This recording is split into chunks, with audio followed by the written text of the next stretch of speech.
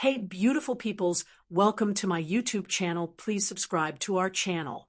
Madrid, Spain, September 2022. It was supposed to be just another fiery Madrid derby. Atletico Madrid versus Real Madrid. Two powerhouses clashing in a La Liga fixture brimming with pride, rivalry, and history. But what unfolded before and during that match transformed the event into a global flashpoint for racial justice in sports. The target? Brazilian star Vinícius Júnior. The response? A wave of outrage that transcended national boundaries, including powerful voices from across the Atlantic in Black America, as Real Madrid prepared to face Atletico at the Wanda Metropolitano Stadium. Videos surfaced online showing Atletico fans outside the stadium chanting monkey noises and singing, "Vinícius, you are a monkey." The abuse stemmed from criticism the young Brazilian had faced earlier that week for his exuberant goal celebrations, particularly his dancing.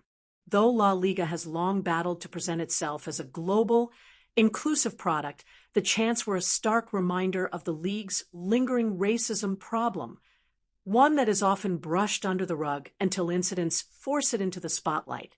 Vinícius, only 22 at the time, had already built a reputation as one of football's most electrifying talents.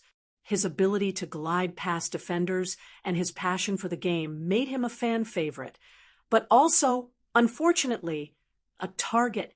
For some in Spain, his dancing was seen not as joy, but provocation. For others, it was a thin excuse to veil something uglier. Hashtag, hashtag, hashtag, a Brazilian targeted, but a black man first. In the days following the abuse, Vinícius issued a powerful statement. They say happiness bothers people. The dance is not mine alone. It's from Ronaldinho, Neymar, Paqueta, from Brazilian funk, and samba singers, from Black Brazilians like me. I'm not going to stop. His words, heavy with history and pride, reverberated far beyond the walls of Spanish stadiums.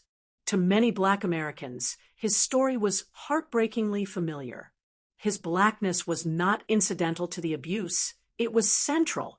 His celebration of culture, heritage, and joy was being criminalized and mocked. This wasn't just about football. It was about the global policing of Black expression. Hashtag, hashtag, hashtag Black America reacts, from silence to solidarity. While no Black American players were on the field during the match, the echo of the abuse quickly reached American shores. Sports networks like ESPN, Bleacher Report, and the undefeated, now Enscape, covered the incident with urgency. Black journalists such as Mark J. Spears and Bomani Jones framed it within the broader context of racism in global sports, drawing parallels to how Black athletes are treated in the U.S. In interviews, NBA players, many of whom are vocal about racial issues, expressed solidarity. While LeBron James did not directly comment on the incident, his past advocacy created a cultural framework in which such abuse could not be ignored. Other American athletes posted in support of Vinícius, using the hashtag #ByVini Jr., a message that transcended language and culture. The outrage wasn't just online.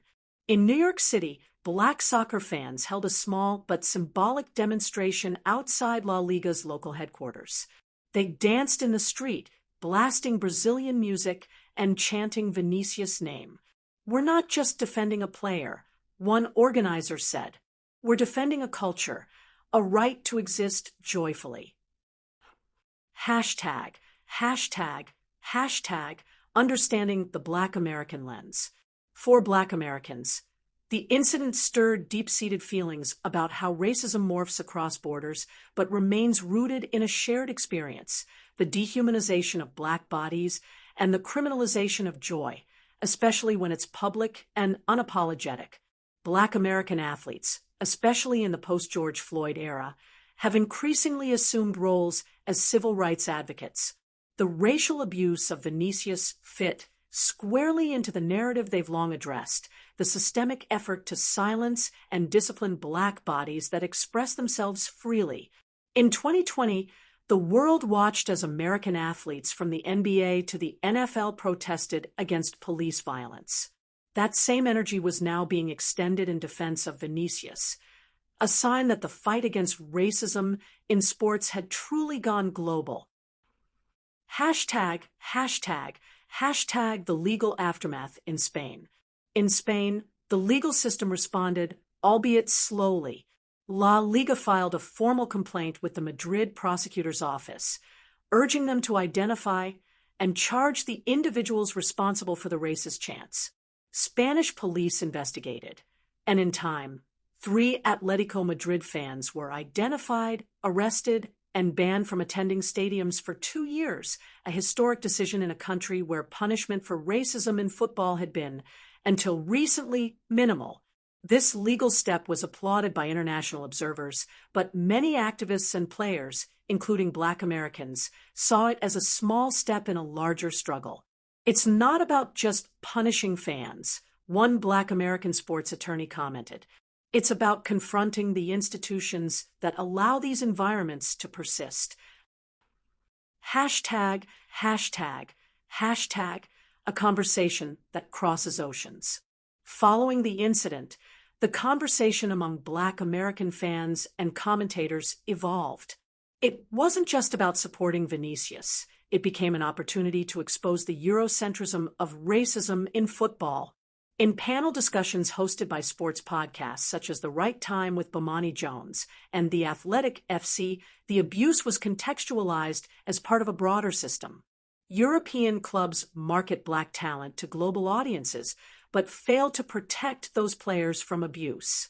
U.S. commentators drew connections between the Vinícius incident and cases like that of Colin Kaepernick, where athletes of color are both commodified and punished for speaking out or standing out. Even Howard University and other historically Black colleges and universities, HBCUs, with growing soccer programs, used the moment to have hard conversations with their student athletes about international racism. Professors taught the Vinícius incident in classes that intersected sports, race, and global studies.